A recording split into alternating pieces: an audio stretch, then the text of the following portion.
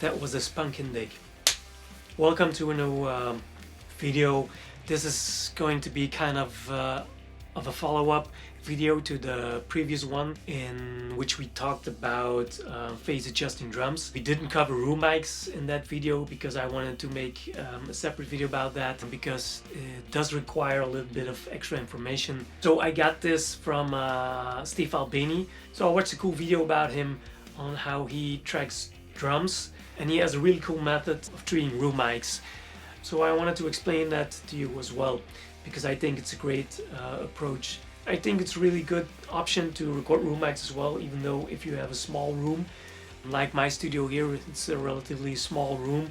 I think it's 6 meters long and about 3 meters wide. But I always record room mics as well. It always has some nice features. Sometimes it's a kick, sometimes it's a snare. Sometimes I just use a mono room mic for parallel compression. So instead of then creating a separate bus in my session, I really use a room mic for the parallel compression bus. So it's kind of more of a natural thing then. So room mics are gonna capture the whole room sound with reflections, with a reasonable stereo image of the drum kit. And I always put some time delay on the room mics, because there's an acoustic principle called the Haas effect. So Mr. Haas is an acoustician who put a lot of time calculating all kinds of stuff. And he came to the conclusion, so in order for your brain to conceive a sound as an ambient sound, there needs to be some kind of a delay between the direct sound and its reflections. And that's different for each person, but it falls in a relatively small category. This time range, this time delay, is somewhat between 20 and 30 milliseconds. So that is gonna make the difference whether you're gonna be experiencing that sound as an ambient sound or just a blurring of the original near field sound. So that's why I always add a little bit of delay to the room mics to get beyond the Haas limit, let's say. So that way normally our brains will conceive that sound as an ambient sound, as a room sound. But the exact amount of the delay that I'm going to use, but that depends from session to session, and of course it depends also from the room you're in. The further you can place your room mics, the less time delay you will be needing to get beyond the Haas effect. So that's the thing to consider. It's not always the exact same delay that you will be needing for that. But I found in small rooms, like mine for instance, 20 milliseconds is a really good place to start with your delay. Now let's also talk a little bit about how delaying your room mics will also give a little bit more clarity to your recordings. Now I'm gonna try to draw a graph here to explain that. So a graph with a relation time and amplitude.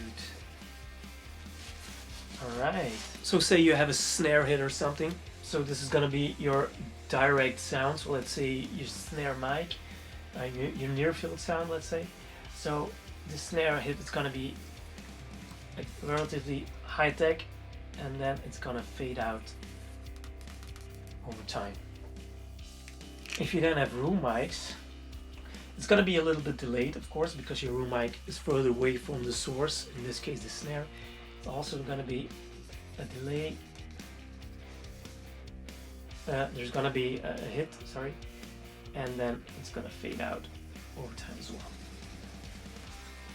So this portion of the sound is gonna be overlapping.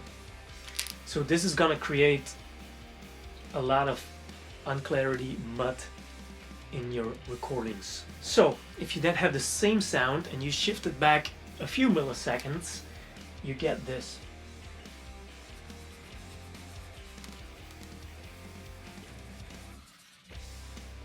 So now you will notice that your overlapping portion will be less. So this is going to be your overlapping portion now. So it's going to be less, and it's also going to be less intense, which means your sound will be clearer, so it will clarify your sound. So because there will be less overlapping, you will have a more clarified sound from your direct source and a more reverberant sound of your ambient recording. But this will also have an effect on your overall reverb time. Say your initial hit will start here. That's going to be your reverb time. With the room mic undelayed, the reverb time is going to be, let's say, here. But then if you, of course, delay your room mics even further, your reverb time will be even more, up till here. So that's quite some overall reverb time. But since your sound is now clearer because your overlapping region is less, you can lower your delayed room mic in volume. You can bring this one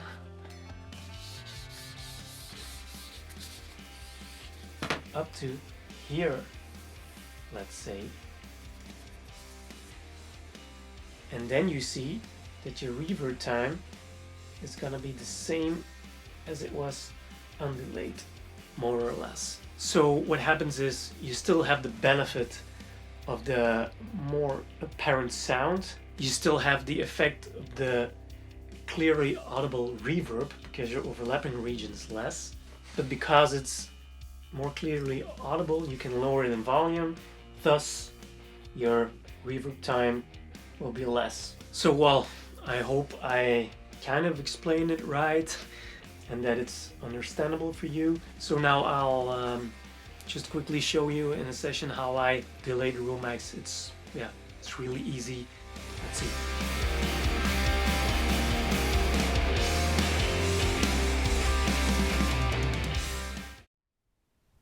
Well, we are in a session of mine. This is a song that I recorded myself for my solo project. I have recorded just a mono room mic, but that's ideal as well.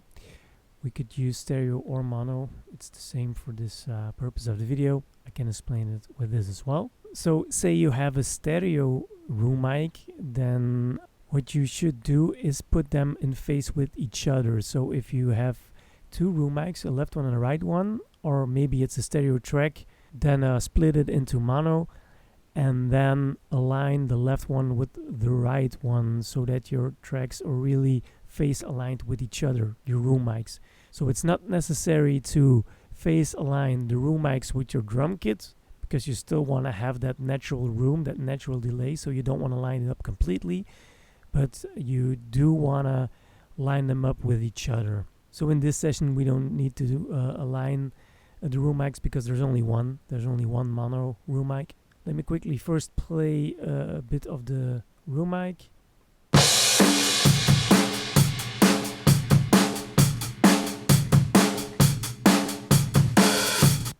This room mic is going to my room bus and there's a little compression on it and some EQ, but not an awful lot. So I have a plugin open here. It's a time adjuster. So what this thing does actually is it shifts the whole track in time.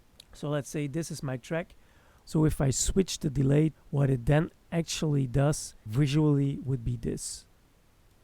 So as opposed to the other tracks, it will shift it back. So as you can see here, this plugin is in samples. No worries. Actually, we want to calculate in milliseconds. That's a bit easier because I told you the Haas effect is somewhere between the 20 and 30 milliseconds, depending on each person. So in this particular session, I am working in 48 kilohertz, but a lot of the times you're also working in 44.1 kilohertz, let's say. Then you have to multiply your milliseconds by your sample rate. So for instance, in this session, I'm working 48 kilohertz.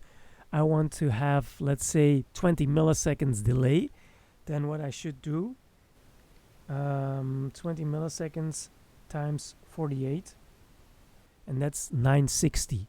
So 960 samples, in this case, this would be more or less a delay of 20 milliseconds. But like I said, it also depends on in which room you're working. So my room, for instance, is like 6 meters long. And I think I placed the room mic, let's say 3 meters before the drum kit. So if I calculate that in feet, it would mean it would be 9 feet away from my drum kit. And sound travels roughly 1 millisecond per foot.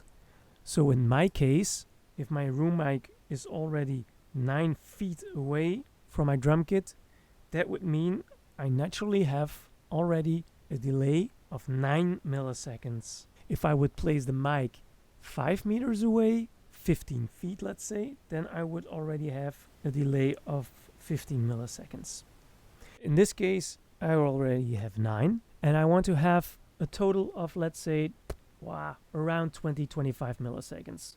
So let's say I add another 15, then we'll do the calculation. So 15 milliseconds multiplied by 48, which is 720. So if I add here another 720 samples to the delay I already have of my natural room, I would have 22-25 millisecond delay. So let's play this, and then I'll bring my room mic in and I'll bypass and unbypass the time adjuster so you can really hear the difference of the room sound you're perceiving.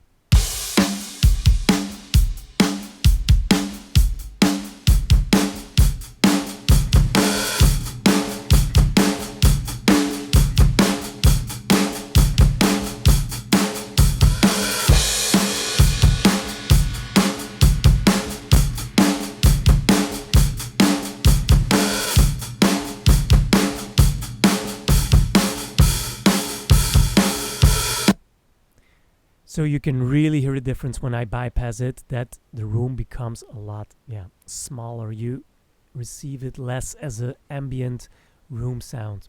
So now I'll bring it in with the time adjuster delayed, and then when the room sound is really audible, then I'll unbypass it, and then you will really hear the sound getting bigger.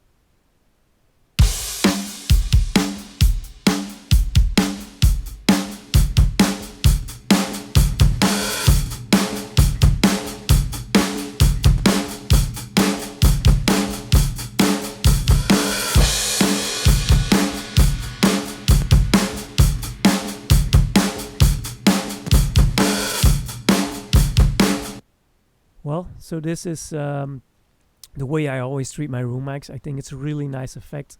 You can really experiment with it.